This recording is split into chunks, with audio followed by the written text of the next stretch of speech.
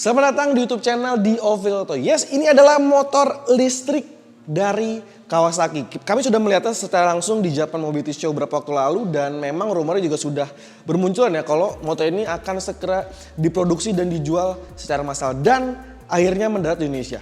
Kita akan membahas secara detail keduanya. Di sebelah kiri saya adalah Ninja EV dan sementara di sebelah kanan saya adalah Kawasaki ZEV yang punya tongkrongan lebih ke arah sebagai sebuah motor sport yang nekat. Ini adalah sebuah motor sport yang dibekali dengan jantung pacu berteknologi listrik murni. Kita akan bahas secara detail dimulai dari Kawasaki Ninja EV. Stay tune di auto.com.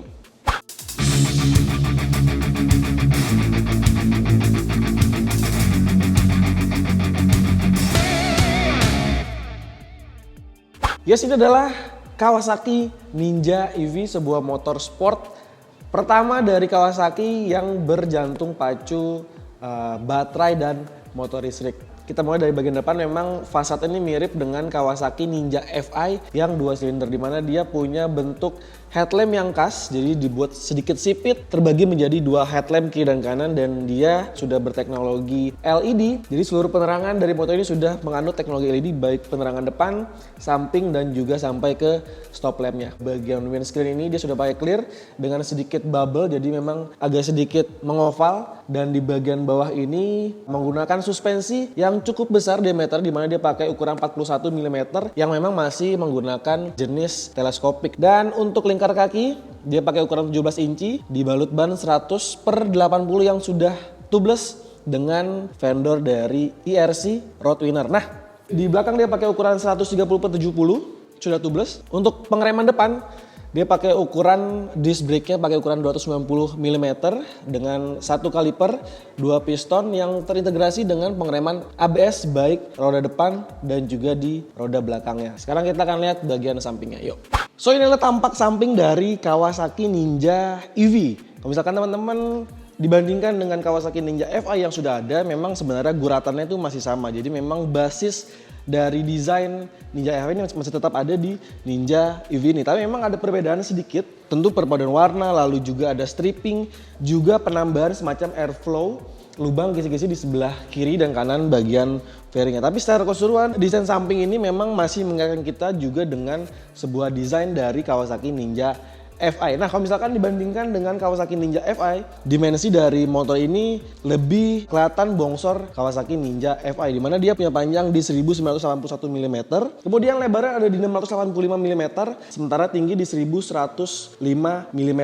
Sementara untuk ground clearance ya, dia punya jarak yang lebih tinggi dibandingkan Kawasaki Ninja FI. Mungkin pertimbangannya adalah karena faktor keselamatan dan juga keamanan dari baterainya, karena memang baterainya tepat di bawah sini. Sementara untuk berat ya sampai 140 kg yang juga jauh lebih ringan dibandingkan Kawasaki Ninja FI bermesin bahan bakar bensin. Ternyata untuk tinggi joknya juga dia jauh lebih pendek, dimana dia punya tinggi jok di 784 mm, sementara varian Ninja FI dia punya tinggi yang lebih tinggi yakni di 795 mm. Jadi ini nggak akan mengagukan Anda ketika membawa motor ini nanti di jalanan. Nah, meskipun memang pendekatannya sebuah motor sport, tapi berbeda dengan motor sport kebanyakan yang memang tampil pada umumnya ya. Sepertinya contoh di bagian Ninja EV ini dia nggak dibekali dengan tuas kopling di sebelah kiri dan juga absen komponen foot pegs ataupun persneling untuk perpindahan gigi, karena memang motor ini menganut penggerak matic ya. Jadi Anda tinggal mengoperasikan tombol di sebelah sini untuk maju atau netral dan dia akan langsung berjalan secara linear tanpa perlu Anda mengganti gigi. Nah, misalkan mundur ke belakang, desainnya juga masih mengingat kita dengan desain yang sporty. Jadi desainnya sedikit dibuat floating, bertumpuk seperti gitu, mengutamakan kesan aerodinamika, di mana desain atau sudutnya juga dibuat runcing baik di sisi kiri, sebelah kanan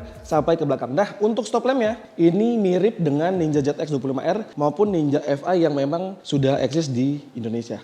Nah, teman-teman, ini adalah bentuk dari siluet tangkinya. Jadi memang kalau misalkan lagi-lagi dibandingkan dengan Ninja FI maupun Ninja ZX25R, ini dibuat sedikit lebih rendah dan nggak dibuat macam-macam desainnya. So, memang untuk bagian samping dari motor ini memang seperti motor konvensional Ninja pada umumnya. Jadi dia masih digerakkan oleh komponen rantai. Jadi dari motor listrik disalurkan ke roda belakang lewat komponen rantai, dan nggak ada lagi komponen spakbor di bagian sebelah kanan. Tapi untuk foot pegs-nya ini masih ada dudukan untuk knalpot. Tapi memang karena memang motor ini berjantung pacu baterai dan motor listrik, teman-teman nggak akan ngelihat komponen muffler seperti pada umumnya di Ninja FI maupun Ninja ZX 25R. So ini adalah tampilan buntut dari Kawasaki Ninja EV, mengutamakan sebuah desain yang sporty dan memang aerodinamik. Dan di sini dia pakai spakbor yang cukup mungil, jadi memang sedikit mendulang ke atas, jadi mendongkrak tampilannya jadi lebih seksi lagi ketika di bagian buritan. Tapi ketika Anda ngelihat dari bagian belakang sini, desainnya kurang menggugah sedikit. Mungkin kalau misalkan nanti diganti bannya ukuran yang lebih besar, jadi memang sedikit lebih berisi. Untuk suspensi belakang dia pakai suspensi monoshock dengan settingan preload, kemudian dengan swing arm jenis Unitrack. So dari desain kita udah bahas secara detail. Sekarang kita akan langsung mengulik bagaimana spesifikasi yang ditanam dari Kawasaki Ninja EV, mulai dari baterainya, motor listrik, termasuk dari output. Kita akan lihat kemampuan yang ditawarkan dari Kawasaki Ninja EV nih. Yuk. Jadi teman-teman, di sini adalah tempat penyimpanan slot atau komponen dari baterainya. Jadi dia pakai 2 baterai sekaligus. Nah, ini adalah penampakan dari keseluruhan baterainya ya. Ini untuk satu baterai 11,5 kilo. Dia dimensinya tuh dibuat sedemikian compact, jadi memang lebih besar ke bagian bawah. Dan untuk rilis dan pasang baterai juga cukup mudah. Teman-teman tinggal angkat, lalu masukkan aja dan dia langsung terhubung dengan konektor di bagian bawahnya. Nah, dia mengusung 3 metode pengecasan. Langsung dari motor di bagian sini dengan adapter, lalu di bagian baterai, dan yang ketiga menggunakan dock charger yang sudah disediakan oleh Kawasaki dalam paket pembeliannya.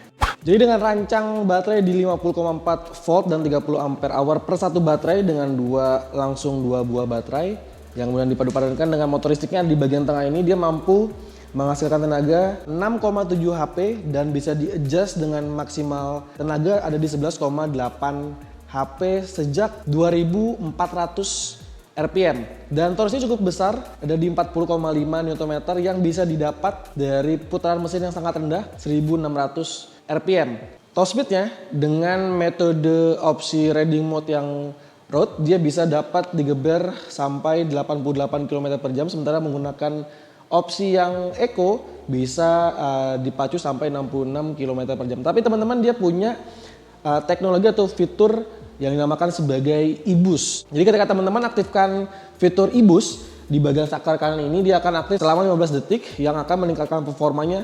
Yang tentu juga untuk top speednya, klaim dari Kawasaki bisa dipacu sampai 105 km per jam. Sementara untuk fitur lainnya adalah penggunaan panel meter TFT dengan bentang layar di 4,3 inci. Jadi cukup eye-catchy, interface juga cukup menarik. Yang teman-teman bisa atur berbagai informasi dengan tombol yang defaultnya. Teman-teman untuk atur sebelah kanan sini, tombol sebelah kanan dia untuk ngatur trip A, trip B dan odometer. Sementara yang sebelah kiri sini dia untuk melihat average dari konsumsi baterainya dan juga range dari baterainya. Sebelah kiri dan kanan ada indikator dari sisa baterai, di atasnya ada suhu dari baterai, dan paling atasnya lagi dia ada pengaturan untuk mode, eco, dan juga road. Kemudian motor juga dilengkapi dengan fitur walk mode yang dimana dia bisa untuk difungsikan sebagai fitur reverse mode.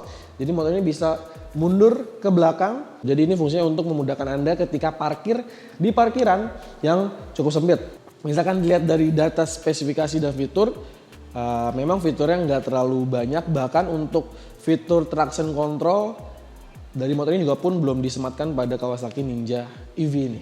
Dan inilah penampakan ketika simulasi ya, ketika Anda bertinggi tubuh 175 cm dan berat sekitar 78 kg. Jadi dengan komposisi tinggi jok di 784 mm bisa dilihat kaki sangat-sangat bisa menapak dengan tanah.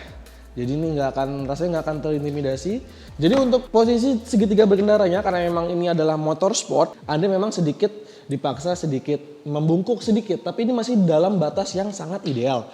Lalu juga posisi kaki juga dia cukup rileks, jadi nggak terlalu yang maju, nggak terlalu ke belakang. Jadi posisi paling balance normal, jadi hampir sejajar dengan bokong.